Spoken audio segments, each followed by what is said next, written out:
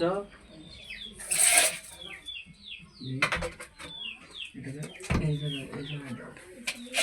ভাইজান এটা কিসের মাপ দিতেছেন আপনারা? এই জায়গায় আপনার গোসলখানার পানির আউটলেটটা সেট করা হচ্ছে।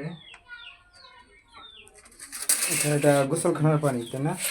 গোসলখানার আউট পানি যাবে এই জায়গা থেকে, আপনার এই জায়গাতে আপনার ময়লা যাবে, এই জায়গায় কমোড সেট হবে, এই জায়গায় আপনার বেসিংয়ের পানি টানি যা আছে সব ওই এদিকে এই দিক থেকে আসা বেসিংয়ের পানি দিকে যাবে।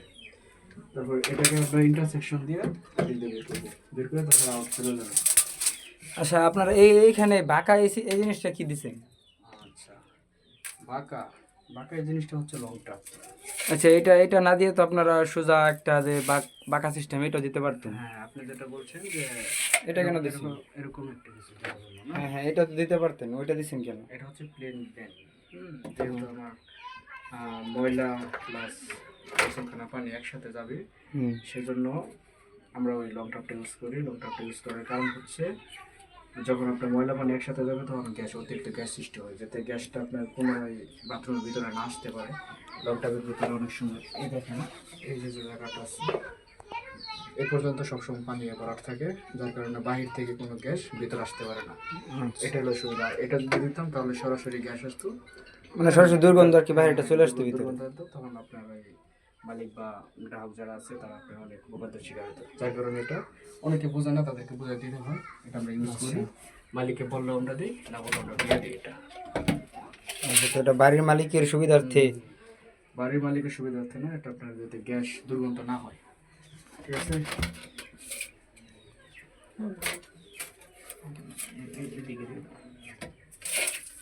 এদিক থেকে আমরা মূলত 3 ফুট 2 ক্লিয়ার রাখতেছি। আমার এই সোজা তোমার ডালাই হবে, কোমর ডালাই, যে তোমার এদিকে গোসলখানা শাওয়ার সেট আপ হবে, এদিক দিয়ে পানি লাইন হবে, এবার ওদিক থেকে বেসিং সেট আপ হবে। আচ্ছা, এখানে যে কমরটা সেট আপ করেন, কমরটার মাপটা কত রাখছেন একটু যদি বলে দিতেন দর্শকদেরকে। কোমরের মাপ আপনার পিছনে রাখছি 11, পিছন সাইড এই জায়গায় আপনার সবসময় 11 থাকে। 11 অনেক সময় 8 রাখলেও চলে যদি আপনার সেটা রুম শুধু প্লাস্টার হয়। যেহেতু এই জায়গায় আমি একটা লোডাউন সেট আপ করবো, প্লাস আপনার টাইসে খাবে 1.5 ইঞ্চি, তো 1.5 ইঞ্চি বাদ দিলে 1.5 ইঞ্চি 3 ইঞ্চি যাবে, তখন আপনার এই জায়গায় 8 থাকবে ক্লিয়ার। বুঝতে পারছেন? আর যেহেতু এই জায়গায় আমার শুধু একটা কম বসাবো, যার জন্য আমি এদিক থেকে আরও 2 ইঞ্চি ক্লিয়ার নিচ্ছি। আপনার 20 রাখছি, এখানে আপনার 19 বা 18 দিলেও হয়। ঠিক আছে, 19 বা 18 দিলেও হয়। এই জায়গায় 20 ক্লিয়ার রাখছি, মাঝারি সাইজের কমোড হবে। আচ্ছা, তো দর্শক আপনারা কমোটের মাপটা দেখতেই পারলেন। পিছনে ছিল কত জানি ভাই? পিছনে আমি 11 রাখছি। পিছনে দেওয়া হয়েছে 11 ইঞ্চি আর এই পাশে দেওয়া হয়েছে 20 ইঞ্চি। 20 ইঞ্চি। যেহেতু মোটামুটি বাথরুমটা মোটামুটি বড়ই ছিল, তারপরেও মানে দুইটা কমোড আর কি একসাথে হয় না, যার কারণে একটা কমোডই দেওয়া হচ্ছে।